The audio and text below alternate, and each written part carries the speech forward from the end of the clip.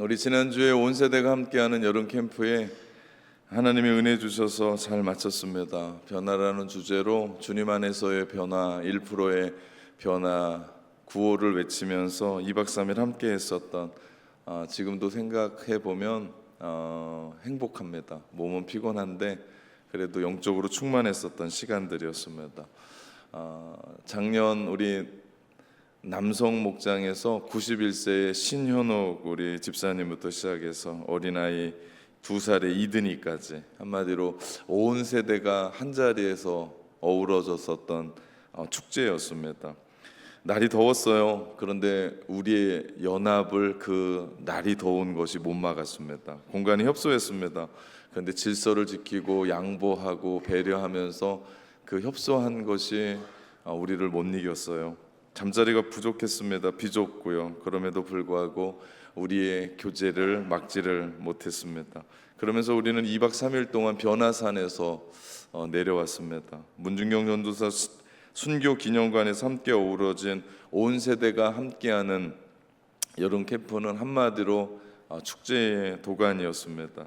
우리 첫날 오전에 교육 목장이 일찍 들어가서 우리 영상에서 보셨던 것처럼 우리 한 달 동안 여름 사역했었던 것 리마인드했고 다시 점검했고 정리했고 확장했으며 그것으로 시작해서 우리 저녁 집회, 우리 4번의 집회, 우리 하나님께서 얼마나 큰 은혜를 부어주셨는지 모릅니다. 이 집회를 준비하기 위해 우리 준비위원장 우리 정종식 장로님 포함해서 30여 명의 우리 스태프진들이 일사불란하게 움직였는데 너무나 놀라웠습니다. 왜냐하면 이 부분은 목회실에서 움직이지 않았고 우리 평신도가 이끌어갔던 전체 프로그램이었습니다. 그런데 물 흐르듯이 그리고 프로그램 하나하나 사회자부터 저는 어디서 돈 주고 빌려온 사회자인 줄 알았어요.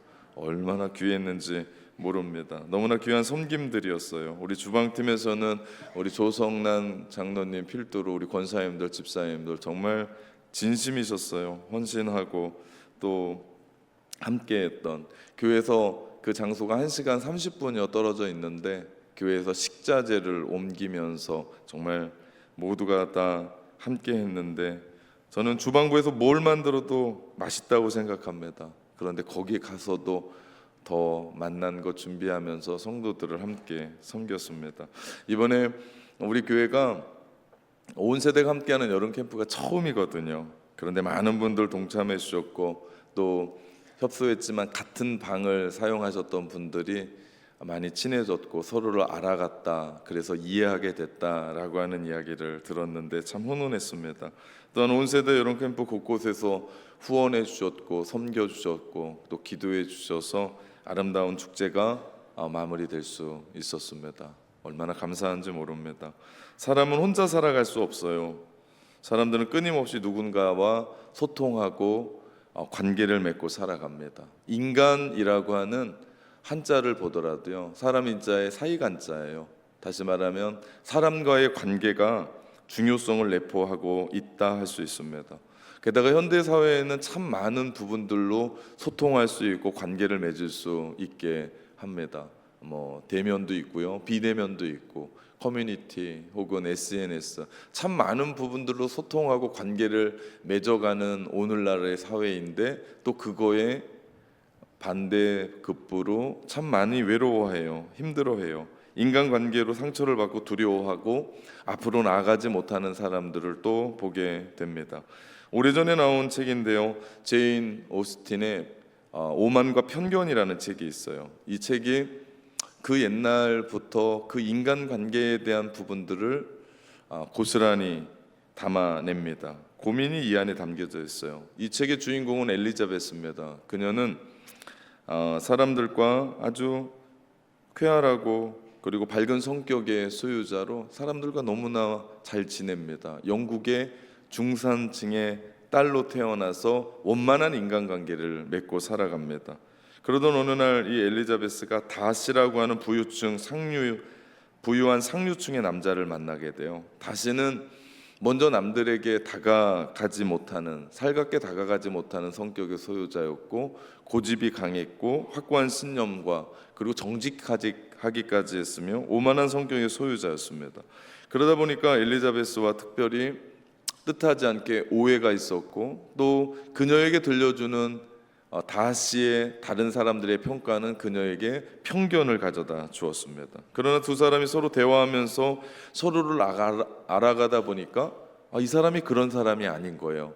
그러다 보니까 관계가 개선이 됐고 결국에는 사랑에 빠지게 됩니다. 전체적인 스토리는 남녀의 사랑을 이야기하는 소설 같은데, 다른 각도로 보면 이 책은 인간관계, 특별히 오만과 편견으로 끝날 수 있는 문제가 대화와 배려로 관계가 회복되는 이야기들을 그린 소설입니다. 가만히 보면 인간관계에서 생겨난 오해를 어떻게 푸느냐가 관계의 열쇠예요. 오해가 있거든요. 사람들이 살아가면 갈등하면서 어려움이 있거든요. 그런데 이거 그냥 덮어놓고 살 수는 없습니다. 왜냐하면 관계가 틀어지면 이것만큼 어려운 게 없어요. 관계가 틀어지잖아요. 그러면은 가정에 들어가기 싫어요.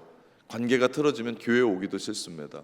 관계가 틀어지면 직장에 가기도 싫어요. 관계가 틀어지면 돈 버는 것도 의미가 없다고 생각을 합니다. 오늘 본문은 아주 짧은 말씀이에요. 그런데 이 말씀이 우리 가운데 주는 의미는 너무나 크다 하겠습니다. 우리는 지난 시간 안디옥 교회가 기도하면서 금식하면서 성령이 말씀하신 대로 바나바와 바울을 따로 세워서 선교사를 파송해요. 그리고 안디옥을 떠나 구브로에서 사역하는 것을 볼 수 있습니다. 특별히 마보라는 곳에서 엘루마 박수무당을 통쾌하게 이겨요. 그 결과 구브로 섬에서 로마의 고위 관리였었던 총독 서기오 바울이 죽게로 돌아오는 역사가 있게 됩니다. 그리고 그 구브로에서 선교의 동역자인 한 사람을 만나는데 그 사람이 바로 바나바의 생질 조카인 마가 요한이에요. 하나님의 음성을 들었어요. 그리고 그들이 선교 현장으로 돌아갑니다. 그런데 거기에 하나님이 예비해 주셨던 아주 요긴한 청년이 있는 거예요. 얼마나 힘이 냈을까요? 얼마나 든든했을까요? 그들은 든든한 지원군을 얻은 거나 마찬가지입니다. 그런데 이게 웬일입니까? 오래 가지도 않고 바로 오늘 13절에 그 관계가 깨져요. 13절 말씀해 보니까 바울과 및 동행하는 사람들이 바보에서 배를 타고 밤빌리아에 있는 버가에 이르니 요한은 그들에게서 떠나 예루살렘으로 돌아가고 말씀합니다. 이게 무슨 일입니까? 그렇게 든든하게 얻었던 지원군이라고 생각했었던 마가 요한이 그들의 선교팀에서 이탈해서 예루살렘으로 돌아간 거예요. 성경은 왜 마가가 돌변해서 예루살렘으로 돌아갔는지에 대한 이야기는 하지 않습니다. 그런데 문제는 나중에 이 다툼거리가 불미스러운 일이 되고 말아요. 오늘 본문이 13장입니다. 15장에 가면 바나바와 바울이 서로 갈라지는 원인이 됩니다. 사도행전 15장 37절 40절에 보니까 바나바는 마가라 하는 요한을 데리고 가고자 하나 바울은 밤빌리아에서 자기들을 떠나 함께 일하러 가지 아니한 자를 데리고 가는 것이 옳다 하여 서로 심히 다투어 피차 갈라섰다라고 얘기합니다. 사실 바나바와 바울은 갈라서면 안 되는 사람들이에요. 왜냐하면 바울이 예수님을 믿기 전에, 즉 다메섹 도상에서 부활하신 예수님을 믿기 전에는 예수님을 잡으러 다녔던, 죽이러 다녔던 사람이에요. 그런 자가 다메섹 도상에서 부활하신 예수님을 만나고 나서 주님을 전하러 다니는데 아무도 믿지 않는 거예요. 그래서 그때 바나바가 예루살렘에 있는 제자들에게 바울을 천거할 정도로, 소개할 정도로 바울의 입장에서는 바나바가 참 고마운 사람이에요. 또한 그가 변화되어서 아라비아 광에서 3년 있었고 그의 고향 길리기아 다수에서 10년 동안 무명으로 있었을 때 그 무명의 사람을 끄집어서 등극시켰던 사람이 바나바예요. 안디옥에서 함께 일하자 하면서 그를 데리고 와서 함께 사역을 합니다. 근데 이 둘이 갈라지게 된 거예요. 이 둘이 갈라섬을 맞게 됩니다. 사도행전은 그 무엇보다도 하나됨을 강조해요. 그런데 사도행전 말씀 속에서는 역사적으로 그 중요한 분쟁에 대해서도 침묵하지 않아요. 사도행전이 하나됨을 강조한다면 이런 이야기는 빼도 되는데 빼지 않고 그대로 이야기합니다. 마가 요한이 왜 그 팀에서 이탈했을까요? 학자들은 몇 가지 추측을 합니다. 먼저는 마가 요한이 선교에 대한 두려움이 있지 않았었나. 지난번 말씀드린 대로 그들이 오가는 그 길에는 해발 2000m가 넘는 타우루스라고 하는 산이 있습니다. 그 산맥을 넘어야 돼요. 지금도 자동차가 정말 길길하며 올라가는 험준한 산입니다. 그러다 보니까 그때는 자동차가 없었고 걸어서 그 산을 넘었어야 되고, 산이 하도 험준하다 보니까 도독제들이 산적들이 출몰하는 위험한 곳이었고, 잘못해서 그들을 만났다 하면 생명을 부지할 수 없는 일들이 있었던 것을 보고 마가 요한이 힘들어하지 않았을까라고 하는 한 가지 추측입니다. 혹은 개인적인 부분이에요. 만약에 개인적으로 내가 맞지 않다면 상관이 없는데 신학적으로 맞지 않다면 이건 되게 어려운 일이거든요. 다시 말하면 사도 바울은 하나님께서 이방인 선교를 위해서 불림을 받은 사람이에요. 그러다 보니까 유대인의 율법, 그들이 이야기했던 어떤 할례, 거추장스러운 거 다 떼고 오직 예수 그리스도를 믿으면 구원받는다라고 하는 그런 복음을 전할 때 율법을 알고 있었던 혹 마가 요한이 그것을 불편해하진 않았을까? 전혀 다른 목회 스타일이거든요. 신학적으로 맞지 않다라고 생각했을 때 함께 할 수 없었을지도 모릅니다. 또 하나, 마가가 생각하기에 가만히 보니까 자기 숙부 바나바가 먼저 섰던 사람이거든요. 오늘 말씀이 있기 전에 모든 이야기는 바나바와 바울 이렇게 이야기합니다. 다시 말하면 사도행전에서 중요한 사람의 이름을 앞에 쓰는 거예요. 그런데 오늘 13장 13절부터는 바울과 및 동행하는 사람들이라고 하면서 사람의 역전이 돼요. 그러니까 마가 요한이 숙부인 바나바가 뒤로 물러나고 전면으로 드러나는 바울이 부담스럽지 않았을까? 굴러온 돌이 박힌 돌을 빼는 것처럼 좀 그의 마음 가운데 들지 않았을까? 그 역전되는 것이 싫어서 이탈했다라는 또 생각을 하게 됩니다. 그 이유가 성경에는 설명하지 않기 때문에 모르겠습니다. 추측할 뿐입니다. 그런데 문제는 그 결과가 만만치 않은 일을 만들어낸 거예요. 사도행전은 성령이 이끌어가는 행전이라고 해서 성령행전이라고 말합니다. 또한 사도행전은 사람들이 이끌어간다고 그래서 사람행전이라고도 얘기해요. 이 두 가지가 함께 가야 돼요. 사람은 없는데 성령이 일어난다? 성령으로 뭔 일을 행한다? 이런 일은 있을 수가 없어요. 은혜 받았다고 혼자 장구치고 북치고 나 홀로 그리스도인에 불과합니다. 이런 사역은 할 수가 없어요. 동일하게 사람은 많은데 성령의 역사가 없다? 그러면 이 일은 영적인 세계를 전혀 모르는 세속적인 그리스도인이 될 수밖에 없습니다. 그러나 분명한 것은 이 사건이 바울에게 있어서 힘겨운 일이었다라는 사실입니다. 그러지 않겠습니까? 바나바는 나의 은인이에요. 내가 여기에 쓸 수 있게끔 만들어준 장본인입니다. 물론 그 모든 일들은 하나님이 행하셨어요. 그런데 그 일들을 이루기 위해서 하나님은 바나바라고 하는 아주 존귀한 사람을 세워서 바울을 이끌어 가거든요. 그러다 보니까 바울이 이 사건을 회고합니다. 그래서 바울은 마가 요한을 골로새서 4장에 보면 나와 함께한 사람이라고 이야기해요. 그러면서 디모데후서 4장 11절에는 아들 디모데에게 속히 오라고 하면서 이런 말을 해요. 내가 올 때 마가를 데리고 오라. 저가 나의 일에 유익하다. 나의 일에 유익하다. 얼마나 소중한 이야기인지 모릅니다. 오늘 우리가 생각해 볼 것은 인간관계를 그저 사람과의 관계로만 보면 안 된다는 이야기입니다. 인간관계 역시도 우리가 영적인 차원에서 영적인 부분으로 바라볼 수 있는 안목이 필요하다. 다시 말하면 영적 전쟁으로 바라봐야 된다는 거예요. 지난 시간 엘루마라고 하는 박수 무당을 성령 충만함으로 이겼어요. 예수님의 이름으로 성령의 능력으로 그 박수 무당을 이겼습니다. 승리했어요. 사실 큰 전쟁은 아니었어요. 그냥 어느 지역에 작은 지역에 있었던 악한 세력이었습니다. 그리고 나서 바로 이런 일이 터진 거예요. 관계의 깨짐이 일어난 거예요.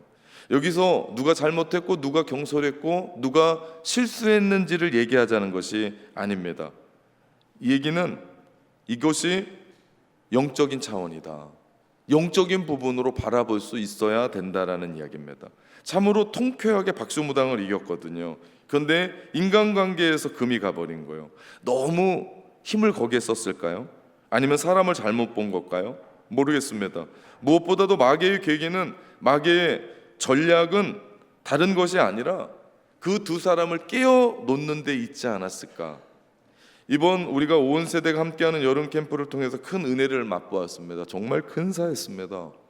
장소도 근사했고 모인 사람들도 너무나 근사했습니다. 이때 우리가 영적으로 깨어 반응할 필요가 있어요. 여름 사역을 통해서 인간적으로 친해졌거든요. 같은 방을 쓰면서 같이 밥을 먹으면서 활동을 같이 하고 몸을 부대끼고 그리고 함께 자면서 친해졌거든요. 그 어느 정도 관계를 맺었습니다. 너무 좋은 관계로 은혜를 받았다고 그래서 영적인 긴장의 끈까지 놔버리면 우리의 관계는 다 깨져요. 은혜 받은 거 좋은 겁니다. 그러나 우리가 영적으로 깨어서 주님이 우리를 사랑하셨던 그 십자가의 사랑으로 배려하고 나보다 남을 더 낮게 여기고 존중하고 함께 할 필요가 있는 거예요. 함께 친해졌다고 교회 안에서는 언니, 형, 아이들은 모르겠습니다. 그러나 우리 어른들 안에서는 직분이 있고 우리 안에 관계가 있다라고 저는 생각합니다. 아무리 친해져도요. 사실은 같이 밥을 먹고 집을 돌아다니고 함께 뭔가를 이루어 가다가 인간관계가 깨져버린 이것처럼 어려운 일은 없습니다. 영적으로 봐야 돼요. 그 부분을 누군가가 잘못했다, 누군가가 실수가 아니라 영적인 관점으로 봐서 내가 하나님 안에서 누군지, 그러면서 이거 무너지면 사실은 교회 안에 붙잡을 수 있는 끈이 아무것도 없어요. 은혜 받았습니다. 너무나 귀했습니다. 그러나 여기에 우리가 만족하지 말고 영적인 끈을 붙잡고 우리 교회가 계속해서 하나님의 그 큰 사랑, 십자가의 은혜를 전해야 돼요. 우리 변화산상에서 내려왔던 분들 혹은 많은 일이 있어서 못 가신 분들이 있을 겁니다. 이 자리에는 함께 보면서 웃을 수 있는 그런 미덕, 함께 연합할 수 있는 그런 마음까지도 함께 있는 거예요. 이 안에서 변화된 사람은 변화된 사람의 모습을 보면서 우리 가운데 큰 은혜였구나. 일이 있어서 못 간 분들과는 함께 이런 일이 있었다고 그 은혜를 함께 나누고 함께 고백하면서 간증하면서 함께 그 은혜에 동참할 수 있도록 관계가 이렇게 흘러가야 돼요. 너는 못 왔으니까 너는 안 되고 나는 갔으니까 나는 돼. 이런 자세도요 영적인 교만이고요. 또한 우리가 너무 좀 친해졌다고 조금 가깝다고 또 막 밥 먹으러 다니고 커피 마시러 다니고 집안 들락거리고 또 수저가 몇 개 있는지까지 알게 되면요, 물론 절친한 것까지는 좋습니다. 그러나 선이 있어야 돼요. 제가 친절한 요한 씨예요. 그렇지만 저와 여러분과는 그래도 선은 있잖아요. 여러분이 그걸 지켜주시잖아요. 그러니까 제가 친절한 요한 씨라고 얘기하지, 여러분이 쟤는 누구고 나는 누군지 알지 못하면 그게 말이 되겠습니까? 영적인 안에도요, 사람과의 관계 안에도요, 뭐가 있어야 된다?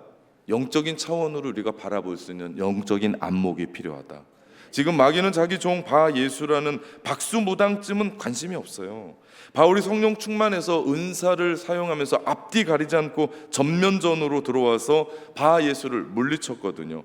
총독의 마음을 시기하긴 했지만 총독까지도 나라의 황제도 아니고 관심이 없었습니다. 그러나 마가 요한을 통해서 관계의 금이 가게 있고 헤어지면 안 됐고 결별하면 안 됐던 바나바와 바울의 결별이 있었다는 거죠. 10여 년 후에 바울은 에베소 감옥에 갇혀 있을 때 자신의 인생을 되돌아보면서 이런 유언을 합니다. 후회하는 거예요. 그러면서 이런 유언을 해요. 에베소서 4장 1절부터 3절입니다. 그러므로 주 안에서 갇힌 내가 너희를 권하노니 너희가 부르심을 받은 일에 합당하게 행하여 모든 겸손과 온유로 하고 오래 참음으로 사랑 가운데서 서로 용납하고 평안에 매는 줄로 성령이 하나 되게 하신 것을 힘써 지키라. 하나 되지 못했던 것을 후회하고 있어요. 분별의 영이 우리 가운데 필요하고요. 우리가 그것을 직시할 수 있어야 돼요. 사단은요 분열합니다. 반드시 깨요. 관계를 깹니다. 그렇기 때문에 교회가 나누어진다? 절대 성령의 역사는 아닙니다. 분열의 영인 마귀가 이 같은 일들을 우리의 삶 속에 사역 가운데 행하거든요. 그 성공하는 것 가운데 우리를 영적으로 또 다운시켜요. 성공했거든요. 박수무당 엘루마를 물리쳤거든요. 그런데 그 후에 인간관계는 금이 가더라. 더 큰 걸 잃었습니다. 우리도 마찬가지예요. 우리 안에 하나님의 부어주시는 영적인 은혜가 있습니다. 그 은혜를 맛보고 우리는 또 새로운 분들 혹은 또 소외된 분들과 함께 존중하고 배려하고 용납하고 함께 세워주고 함께 일어나는 공동체가 성숙한 공동체다. 영적인 공동체다. 그렇게 기도했다면 그 기도로 말미암아 나는 성령 충만해, 나는 그래도 기도의 사람이야 뽐내기 전에 우리가 성령 충만하고 기도의 사람이라면 누가 어디가 아픈지, 누가 어디에서 낭망하고 힘들어하는지 그들을 일으켜 세우고 그들과 함께 올 수 있는 믿음의 사람이 돼야 된다는 사실이죠. 그것이 하나님이 원하시는 수준의 영적인 삶이에요. 여기서 우리는 영적인 원리를 하나 발견하게 돼요. 그것은 공동체 안에서 갈등이 생겼을 때 대처하는 영적인 원칙입니다. 영적인 원리라고 할까요? 첫 번째, 전체적인 그림을 보라는 거예요. 갈등을 만났을 때 우리는 작은 일에 선동되지 말고 큰 그림을 봐야 돼요. 많은 사람들이요, 내 안에 어려운 일이 좀 있어요. 큰 건 아니거든요. 그럼에도 불구하고 나만 생각하다 보니까 가정을 생각하지 못해요. 나와 함께하는 남편과 자녀를 생각하지 못해요. 더 나아가 공동체를 생각하지 못해요. 내가 공격을 받았다고 생각하고 내가 갈등한다라고 생각하니까 전체를 보지 못합니다. 그런데 갈등할 때 공동체에서 우리가 봐야 될 것은요, 정체적인 그림이에요. 전체적인 그림. 마귀는 하나님의 자녀들에게 선동해요. 그 목적은 하나님의 빛에서, 그리스도의 빛에서 떠나가도록 만드는 거거든요. 그래서 흥분하게 해요. 작은 일에 평정심을 잃게 해요. 그러면서 마침내 무너지게 합니다. 그런데 되돌아보니까 그게 어떤 일이었어요? 아무것도 아닌 일이었어요. 오늘 본문을 보십시오. 잘못된 엘루마 마법사 박수무당은 그렇게 큰 적이 되지 못해요. 자기 정체가 다 드러난 초짜예요. 왜냐하면 서기오 바울이 보니까 사이비 같은 거예요. 그러니까 아무리 총독을 회유하려고 하는데도 안 돼요. 사이비니까. 그런데 바나바와 바울을 보니까 진짜 같은 거예요. 그래서 그들을 데려다가 말씀을 듣거든요. 결국 말씀이 그에게 임했고 그가 주님을 믿게 되는 역사가 일어나요. 서기오 바울은 그리스도인이 아니에요. 영적인 사람도 아니에요. 근데 그 사람이 인간적인 눈으로 봐도 엘루마, 박수무당, 그 마술사는 뭐 같아요? 사이비 같은 거예요. 그러니까 큰 것이 아니었다고요. 그런데 바울이 이것을 보고 처음부터 전면전을 치러요. 마귀의 선동에 잡히면 너무 빨리 대응하게 됐고 작은 일에 흥분하게 됐고, 흥분하게 되니까 누가 보이지 않아요? 동료가 보이지 않는 거예요. 선배인 바나바가 보이지 않고 조수인 마가 요한도 보이지 않는 거예요. 오직 성령 충만함 누가만 보여? 나만 보인 거예요. 그러다 보니까 마귀를 물리쳤는데 사람을 잃어버리는 일이 생겼습니다. 다시 말하면 전투는 이겼는데 전쟁에선 진 셈이에요. 여러분, 나무를 보되 숲 전체를 보고 그 나무를 볼 줄 알아야 돼요. 이런 안목이 영적인 안목이고요. 이것이 지혜로운 일입니다. 그때 우리는 영적으로 진정한 승리를 맛보게 되는 줄 믿습니다. 다윗이 골리앗과 싸울 때요, 제일 먼저 방해했던 사람이 있어요. 아버지 심부름으로 전쟁터에 나갔거든요. 그런데 블레셋의 거인 골리앗이 하나님의 이름을 모독하는 거예요. 하나님의 이름을 그렇게 욕하는 거예요. 그런데 이스라엘에 장수가 있었거든요. 군대가 있었고 또 대장이 있었는데 아무도 그 앞에 나가서 싸우려 하지 못하는 거예요. 왜? 거인이었고 여기 한번 걸리면 죽겠다 싶어서 아무도 못 갈 때 다윗이 발벗고 나섰을 때 그때 반대했던 사람이 블레셋 군대가 아니에요. 가장 큰 형, 자기의 형, 맏형 엘리압이었어요. 엘리압이 다윗을 얼마나 비아냥거렸는지 몰라요. 비방했는지 몰라요. 욕했는지 몰라요. 네가 여기 장난인 줄 아냐. 네가 구경하러 왔다. 빨리 돌아가라. 그때 다윗이요, 엘리압 형과 싸우지 않아요. 엘리야 형을 설득하지도 않아요. 누구를 집중합니까? 하나님 집중하고 자기가 제일 잘 쓰는 물맷돌로 골리앗을 물리칩니다. 만약에 엘리압과 그 작은 것과 싸웠으면 골리앗은 못 이겨요. 사탄은 영적인 전쟁에서 우리로 하여금 쓸데없는 것에 신경을 분산시킵니다. 가만히 보십시오. 사탄은 우리를 공격은 못해요. 유혹을 하든지 타이밍을 뺏어요. 가장 중요할 때거든요. 근데 그 시간을 날려버려요. 그 시간 내가 집중하고 기도하고 말씀 보는 시간이거든요. 누군가에게 전화 한 통하고 내가 교제해야 될 시간인데 내가 쓸데없이 스마트폰 보면서 그 시간을 날려요. 쓸데없이 내가 어떤 일들을 하면서 그 시간들을 날립니다. 여러분, 우리가 영적인 시간 안에 쓸데없이 날리는 시간은 다시 돌아오지 않습니다. 그런 쓸데없는 싸움을 피하는 것도요, 영적인 지혜예요. 작은 것에 연연하지 말고 큰 그림을 봐라. 작은 것에 걸려 넘어지면 반드시 큰 것을 놓치게 돼 있습니다. 여러분, 우리가 영적인 신앙생활 하면서 내가 왜 여기에 있고 나는 어떤 시간을 가지고 있는지, 우리 공동체 안에서 갈등이 생겼을 때 나는 또 어떻게 이것을 풀어가야 될지에 대한 영적인 안목을, 영적인 눈을 떠야 됩니다. 그 사람이 성숙한 그리스도인인 줄 믿습니다. 또한 공동체에서 갈등이 생겼을 때 대처하는 영적인 원칙 두 번째, 주님의 마음을 구하라는 거예요. 대부분의 싸움도 내용도 모르고 흥분해서 막 싸워요. 그러다 보니까 애 싸움이 누구 싸움이 돼요? 어른 싸움이 돼요. 마귀의 속성은 추측하게 하고 의심하게 하고 침소붕대로 만들어요. 처음에는 반일키였거든요. 근데 커다가 너무 커지면서 뭐가 돼요? 몽둥이가 돼요. 부풀려져 버립니다. 그래서 싸우긴 싸웠는데 되돌아보니까 내가 이런 것 때문에 싸웠어? 내가 이런 것 때문에 걱정했어?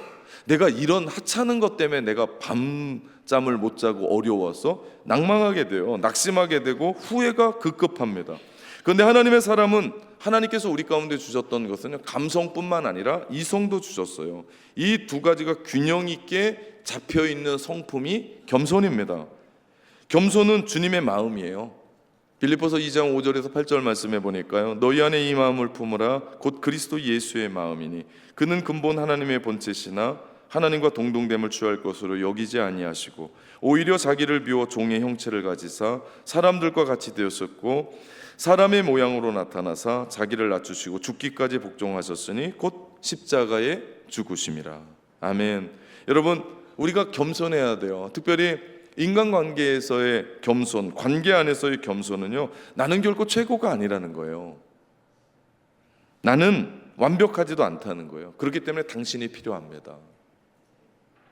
그래서 당신과 함께 가고 싶습니다. 나는 당신과 친구입니다.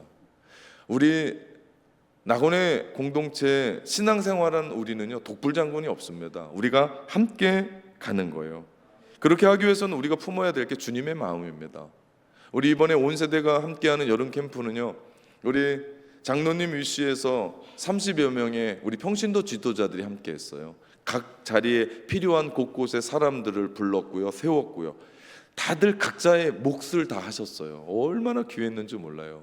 목회실에서는요, 제가 그 설교 일정, 예배 일정만 통보하고 그 다음은 모두가 다 이 일들을 진행했습니다. 동일했어요.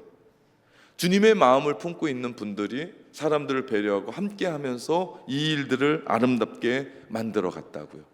여러분, 우리 공동체 안에서 함께 인간관계를 꾸어가고 그 관계가 인간관계가 아니고 영적인 차원으로 본다면 우리 모두가 다 예수 그리스도의 마음, 십자가의 사랑이 담겨져 있어야 돼요. 여러분, 주님이 우리를 위해 십자가에 죽으셨을 때 여러분이 한 일이 있습니까? 선한 삶을 사셨나요? 주님을 위해 어떤 위대한 일을 하고 있었나요? 아니요. 우리는 선하지도 않고요, 죄 짓고 살아갈 때 주님은 이미 우리를 사랑하셔서 십자가에 죽으셨습니다.